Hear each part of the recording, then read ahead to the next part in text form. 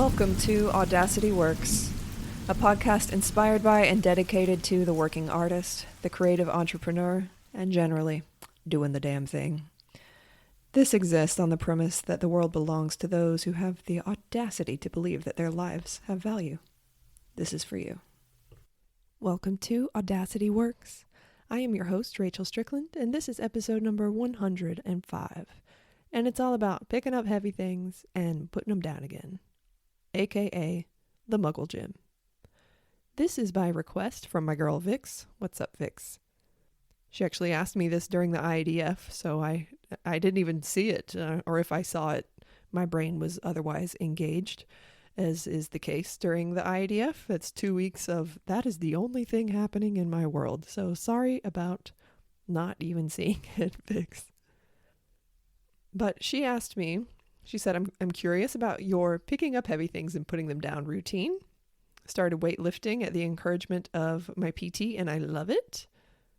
She goes on to say circus doesn't have built-in seasons like a lot of sports do, as we know, and she's curious about my approach to training, what guides my training routine, particular exercises that are favorites, and what kind of things make me feel good and what am I most proud of. And I want to answer all of those questions. I've briefly talked about this before in episode 18 on Meatsuits and the Muggle Gym, and that was kind of more about the pathway that I took to go through my dance training and then eventually end up going to the Muggle Gym. If you don't know what I'm talking about, because I'm using circus-specific language, the Muggle Gym is just what circus people call the gym, you know, where the weights are and the weight machines and the dude bros going, ooh, in the corner. You know what I mean. So it just refers to like a traditional gym environment. So the way that I approach diversifying training is that I'm pretty knowledgeable about how to increase my upper body strength, my core strength, and how to approach compound exercises that are hanging from the hands, full body things like climbing. But what I have learned most in my time at the Muggle Gym, picking up heavy things and then putting them down, is how to strengthen myself from the waist down. Because if I'm honest, and I am, by the time I had been performing aerial for a decade, my legs were basically decorative. They weren't super functional. They could do a split. I could hang from my knees, but they weren't strong otherwise. Past the normal, I guess. Normal? That's not the right word, but anyway. Biggest takeaway from the Muggle Gym is that strong glutes make the entire animal work better. I wasn't super focused on this at the beginning of my forays into Muggle Gym time, but as I learned more, I got more and more specific, and when I found my personal trainer, who I meet with once a week, and who gives me, schedules of exercises to do other times, and his specialty is definitely the ass.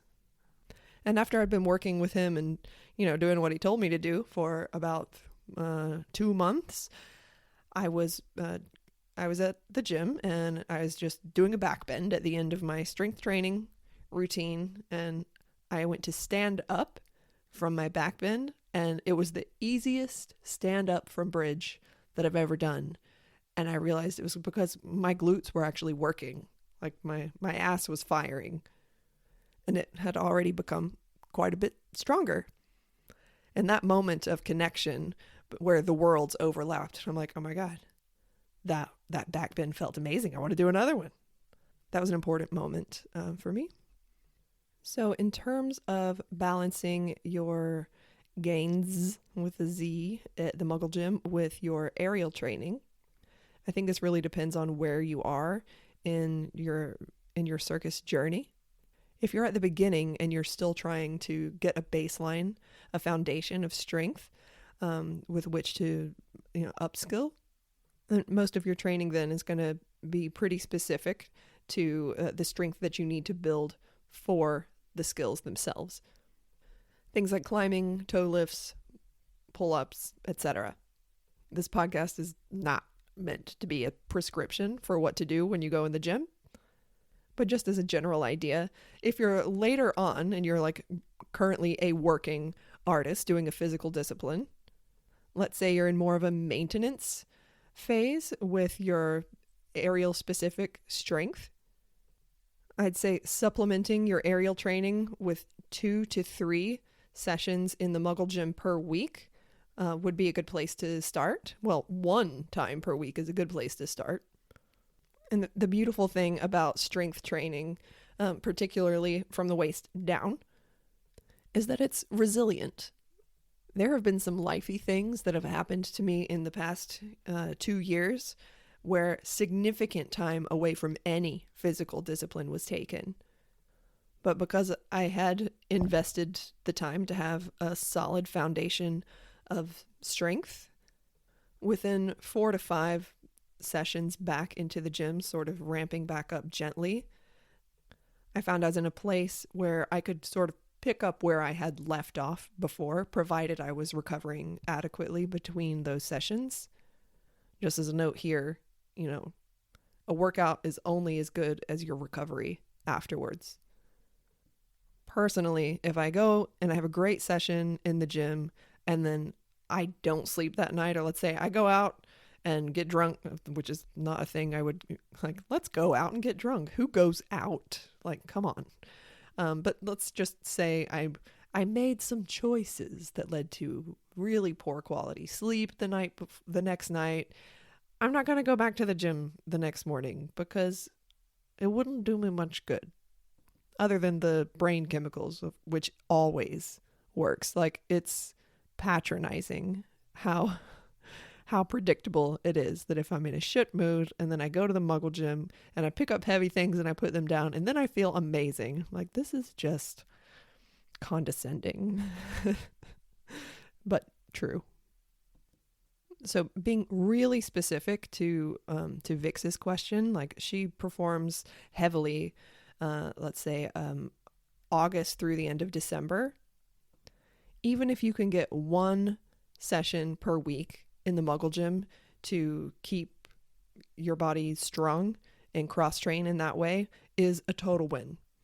More isn't necessarily better, especially if you're finding that because of rehearsals or for particular projects, you're in the aerial gym 5 or 6, hopefully not 7 times a week, then yeah, more than 1 would be excessive.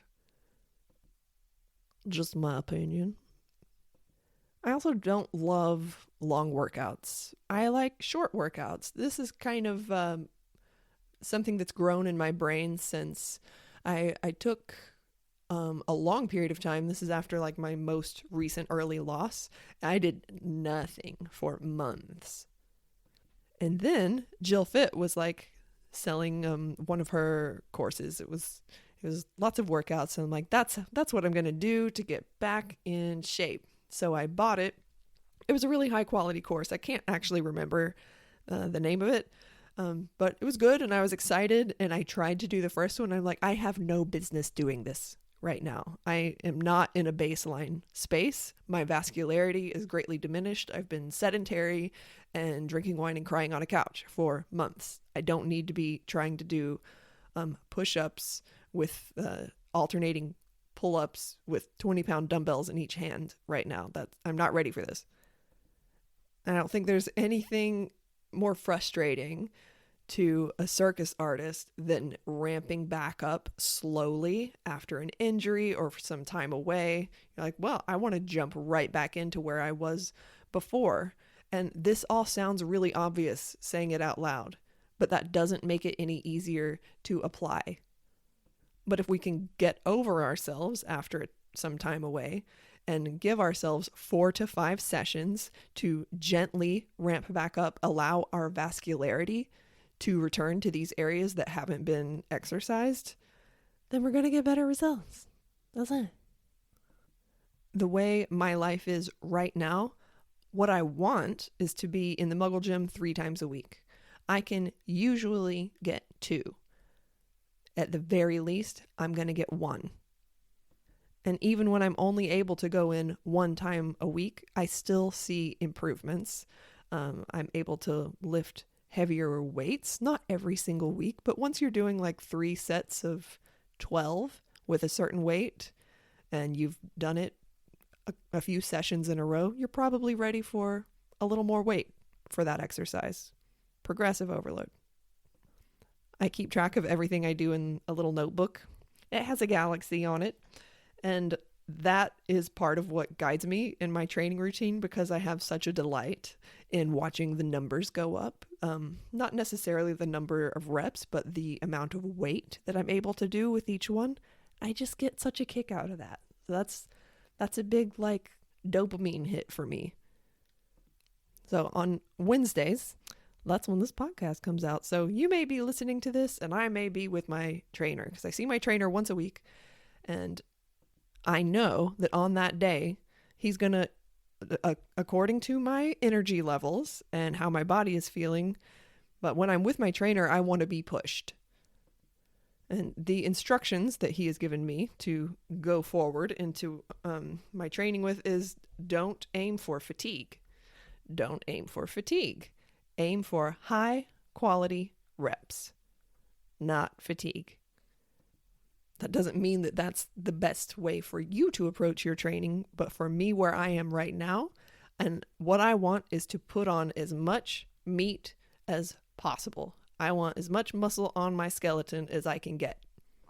In fact, I go into the gym to meet with him, and he says, "What do you want today? Beef?" And I say, "Yes, beef." And that's just our code word for give me all the meat. Let's build some meat.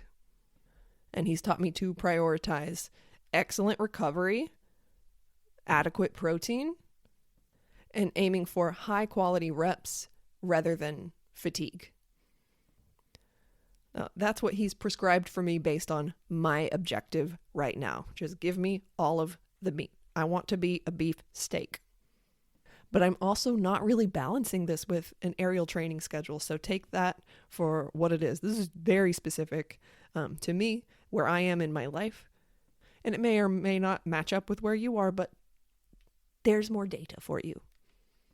Vix asked me what are my favorite exercises. I love a squat. I also love kettlebell swings. Last week, Nelson made me do 80 with a 55-pound bell. And I was like, 80? And he was like, yeah, you can do that. And I did. And I was like, oh, I can't. That was fine. Not in a row, of course. 4 sets of 20. But I am a believer in keeping it simple as often as I can. And any kind of compound movement with a heavy weight, so you don't need 80 different kinds of exercises. You just need 10. And I've gotten really nice results with squats, walking lunges with or without weights, split squats, deadlifts, and hip thrusts. Hip thrusts are super gratifying because for women in particular, you can pile weight on in hip thrust and see that weight getting heavier pretty quickly just because of where femme bodies are easily strengthened. Super fun to hip thrust 230 pounds. Not all the time, but that's the heaviest I've ever gone. So since I focus mainly on butt and hamstring strength, like leg strength and core strength, that's pretty much what I focus on when I'm in the Muggle gym. So for abs, I love Bosu sit-ups. Myostatic, am I saying that right? Okay, I took the time to Google it. It's called Myotatic crunch, not myostatic. But I first learned about that because I was reading Tim Ferriss's The 4-Hour Body. And it has, regardless of that book, it has remained a favorite abdominal exercise of mine. And when Nelson and I were first working together, he was like, "What do you like to do for abs?" And I explained very arrogantly that I have really strong abs and it's pretty difficult for me to get sore in my abdominal wall. So I showed him the Myotatic crunch on the Bosu ball, and he was like, "Oh, okay, well, let's up the ante." And he gave me a 2.5-pound weight to hold in my hands and had me do 3 sets of 20. I was butter on a biscuit. I was absolute toast. And it was wonderful. Like, I love feeling sore in my abs. So I'll link a video to that particular crunch just because I think it's effective. It's good to get a lot of bang for your buck with abdominal exercises, especially if you are an aerialist and your core is probably pretty fucking strong. And just like sitting around doing endless hundreds of repetitions of crunches, it's like not really benefiting you that much probably. So more bang for the buck. Myotatic crunches with a lightweight once that movement pathway is pretty well ingrained. Hanging toe lifts are my next favorite abdominal exercise, and then weighted Russian twists. I'll look for videos of all of these and pop them in the show notes just so you know what I'm talking about. Also, just one last disclaimer, this is not a prescription, just sharing information. Vix asked me what kind of things make me feel good. Honestly, a 40-minute workout makes me feel good. I warm up with a 5-minute incline walk on the treadmill, and then I roll out my muscles because it feels good. And then I usually design 3 sets of 3 different exercises. I do each one of them 3 times, and then I leave. Well, to be more specific, then I chug my protein with creatine in it, and then I leave. And then I can get on with my day, and it feels great. And I'll usually mix in some bent over rows and push-ups with that, just to spice it up a little bit. There was a time where I loved spending hours in the gym, particularly when I was just building my foundation of aerial strength, and I would go into the circus center and Christina Nakaya would be there and we would see each other, and I could always tell when she was happiest because she'd have this blissed out look on her face. She'd also look extremely tired but happy, and she'd come over to me and I'd know to hug her gently because she was probably doing contortion before then, and I learned that the hard way. And I'd say, "How long have you been here?" And she'd say 3 hours. And I'm like, "Oh my God, I'm so jealous. I want to be here for 3 hours too." And then I would. I don't want to do that anymore. I want to do other things. So I like a hard hitting workout. I want to lift heavy, do 3 supersets of 3 different things, and then go to something else. This is pretty, specific to me and where I am in my life. But after I see Nelson, I tend to go to the space to rehearse and to do creative research on my one-woman show, which is not aerial related. It's movement related, but it's not what I would call weight bearing. It's more like, now I'm going to spend an hour and a half in the studio trying my best to move like a spider, or trying to move as though I have reversed all of these movements in double time because it's creepy and I like it. So that's what I'm doing in the studio afterwards. So I need to get my strength workout in before that. Vix also asked me what I'm most proud of. Honestly, it's my butt. My butt's gotten super strong. It's really active now. Glutes are famously large muscles that are famously lazy. Like they take a lot to actually get them to fire. They're just not pulling their weight. They're freeloading muscles until they get turned on. I'm proud of the fact that I turned on my butt. And I'm 42. I'm aging in lots of ways. I can tell. I can see differences in my body, but my butt has never been better. And that's because of picking up the heavy things and putting them down. Because my ass is strong, my lower back does not hurt. If I sit for too long, my hips will hurt. But then if I do a strength training workout, they feel great again. It's great. So thank you for that, Vix. And thank you for giving me a reason to talk very specifically about what I do for the specific objective of getting as much meat as possible. It would be awesome if I could do it 4 times a week, and I could do that if I designed my life around it and made some changes, and perhaps I will. But I do love having visible muscle, and it is the fountain of youth. So beef. I want to be a beef steak. Looking at the time here, thank you so much for spending this time with me and for listening to me. If you have requests for future episodes, you can always reach me on Instagram at Rachel Strickland Creative or on Patreon at Rachel Strickland Creative. This podcast is powered by Patreon, and extra special shout out to my patrons for making this and so much more possible for me. This would not exist without you. Thank you. If you enjoyed this, the biggest compliment you could give me would be to share it with someone that you thought could use it. Last little thing, if you're American, go vote. Please, please go vote. I would say it again next week, but by then it will be done. So vote. Go vote. Thank you. I wish you all a big, juicy beefsteak, but don't go back to sleep.